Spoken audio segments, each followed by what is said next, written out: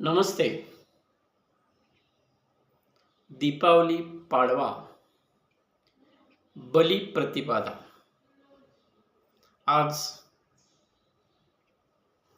संपूर्ण देशभर दीपावली, पाडवा आणि बलिप्रतिपदा हा दिवस अतिशय उत्साहाने साजरा केला जातो. आपण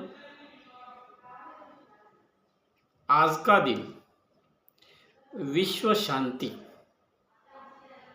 या चॅनेल मार्फत नेहमीच प्रत्येक दिन अतिशय महत्त्वाचे सण याविषयी आमच्या समस्त जे सबस्क्रायबर आहेत, जे हितचिंतक आहेत, यांना आपण नेहमी माहिती देत असतो. तर आज पाहू बलिप्रतिपदा. आजही ग्रामीण भागातल्या महिला, शेतकरी कुटुंबातील महिला म्हणतात, इडापिडा टळो आणि बळीचं राज्य येवो. हा बळी कोण होता? बळी हा दैत्य राज होता. हा एक दैत्य होता. हा दैत्य कोण होता? हिरण्यकशिपूचा पंतू, भक्त प्रल्हादाचा नातू आणि विरोचनाचा मुलगा आणि बाणाचा वडील म्हणजेच बळी होता. बळी हा दैत्याचा असूनही याला आजही सुमारे 2,500-3,000 वर्षे होऊनही या बळीला प्रत्येकाच्या घरी आज बळीचं राज्य येऊ दे म्हटलं जात आहे. तर हा बळी हा शेतकऱ्यांना वंदनीय, शेतकऱ्यांची पूर्ण समस्या जाणणारा, शेतकऱ्यांना महत्त्व देणारा, शेतकऱ्यांना शेतीचे चांगले तंत्र सांगणारा, आपल्या राज्यातील उत्पन्नाची समान वाटणी करणारा हा बळी राजा होता. बळीच्या राज्यामध्ये उच्च नीच असे भेदभाव कोणतेही नव्हते. बळीचं जे राज्य होतं ते 9 खंडी राज्य होतं. 9 खंड राज्याचा तो राजा होता. याचं राज्य पाकिस्तान, अफगाणिस्तान, बाली इथपर्यंत सर्व राज्य या बळीचं व्यापलेलं होतं. असा बळी राजा होता. अतिशय विद्वान, प्रजाहित दक्ष, प्रजेची अत्यंत काळजी घेणारा हा राजा होता. आणि म्हणून या राजाची विभाजन जे अशा पद्धतीनं होतं, छोटे छोटे भाग होते, 9 खंड भाग होते. 9 खंडाच्या एका खंड प्रमुखाला खंडोबा म्हटलं जात होतं. छोटे छोटे जिल्ह्यांचे सुबे होते. छोटे छोटे जिल्ह्याच्या सुबेचा एक महासुबा होता आणि महासुबा सांभाळणाऱ्याला महसोबा म्हटलं जात होतं. आणि जिल्हा जो सांभाळतो, जिल्हे जे सांभाळणाऱ्याला ज्योतिबा म्हटलं जायचं, अशी पद्धत होती. आणि मल्हार आणि मार्तंड हे त्याचे रक्षक होते. अशा पद्धतीचं हे बळीचं राज्य अतिशय वेगळं, चांगलं, अतिशय योग्य पद्धतीचं आणि सर्वांनी आदर्श घ्यावा.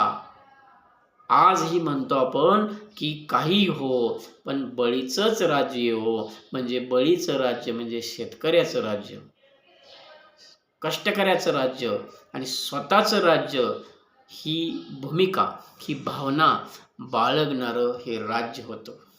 आणि आपल्याला इतिहास माहीत आहे. तर बळीराजाला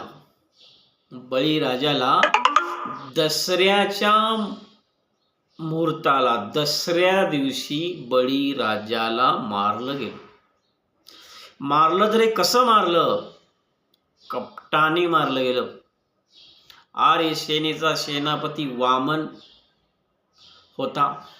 वामनाने अवतार घेतला आणि 3 पाय जमीन मागितली आणि बळीराजाला पाताळामध्ये ढकललं गेलं. आणि कथा सांगितली जाते, तो बळीचा रखवालदार, बळीराजाचा द्वारपाल म्हणून तो काम करतो. कोण? वामन विष्णू त्याचा द्वारपाल म्हणून काम करतो. अशा पद्धतीने ह्या बळीराजाला कपटानं मारलं गेलं. पण मारलं गेलं दसऱ्यामध्ये. पण त्याचा मुलगा बाणासूर, बाण हा खूप विद्वान होता, शूर होता. यानं प्रजेला सांगितलं नाही आपले पिता, आपले वडील युद्धात मारले गेले आहेत हे सांगितलं नाही, तर सांगितलं की आपले वडील मारले गेले नाहीत, ते आपल्याला भेटायला येणार आहेत 21व्या दिवशी. आणि ती 21वा दिवस म्हणजे मृत्यूनंतरचा बलिप्रतिपदा हा दिवस 21वा येतो, पाडव्याचा येतो. आणि याच दिवशी बळी पुन्हा प्रजेत येणार आहेत म्हणून पूर्ण प्रजा उत्सव साजरा करते, गोडधोड करते, चांगले चांगले फराळाचे पदार्थ केले जातात, फटाक्या गुलाल याची आताशबाजी केली जाते. आणि आज माझा बळी येणार आहे, बळीराजा येणार आहे पण प्रजा उल्हासित असते, प्रजा अतिशय आनंद साजरा करत असते.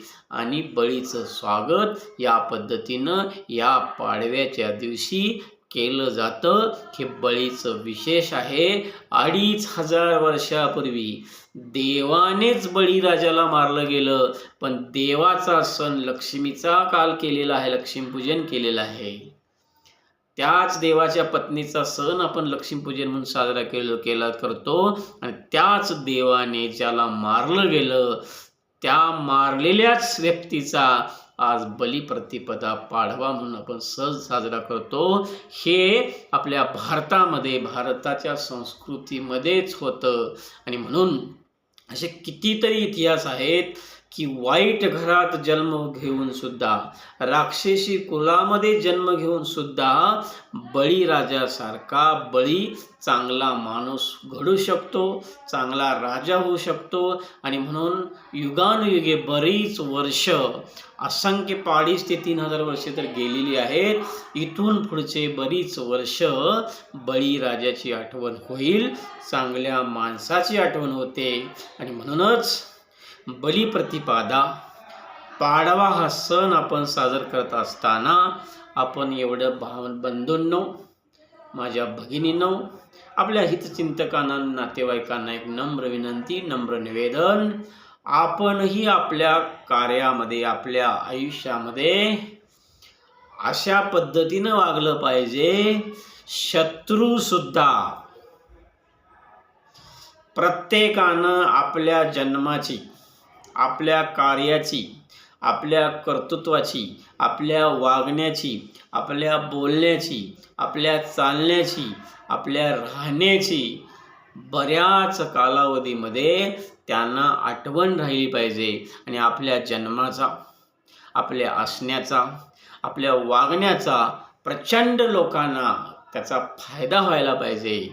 आणि त्या पद्धतीने जर वागलो तर नक्कीच आपण बळी पुन्हा जन्माला यावा, बळीचं राज्य पुन्हा जन्माला यावं हे आपण म्हणण्याची गरज नाही. तर आपण सर्व बळीच्या भूमिकेतून थोडं थोडं कण जर अंश घेतला, हे देह, ही काया ही निसर्गातून मिळालेली आहे. आपण या समाजाचे एक घटक आहोत. आणि आपला मन कण तन समाजासाठी, लोकांच्यासाठी जर उपयोगी झाले तर आपल्या जीवनाचं सार्थक झालं. हेच बळीच्या राजासाठी, बलिप्रतिपदेसाठी शुभेच्छा. आणि हीच सर्वांची अपेक्षा. आपणही बळीसारखं होऊ शकणार नाही, तर कणाकणानं बळीसाठी आपण, बळीराजाचं राज्य येण्यासाठी आपणहून प्रयत्न करू. नक्कीच आपल्या देशामध्ये, आपल्या वागण्यामध्ये, आपल्या संस्कृतीमध्ये बळीचं राज्य येणार. असा असंख्य इतिहास आहे. मग बळीराजा असो, खंडोबा असो, मल्हारी असो, ज्योतिबा असो, स्वामी समर्थ असो, आमचे राजे छत्रपती शिवाजी महाराज जे आहेत, संभाजी राजे आहेत, यांचे इतिहास, खरे इतिहास जे आपल्या समाजाला त्या कालावधीमध्ये सुद्धा जातपात पुसून टाकणारे इतिहास होते.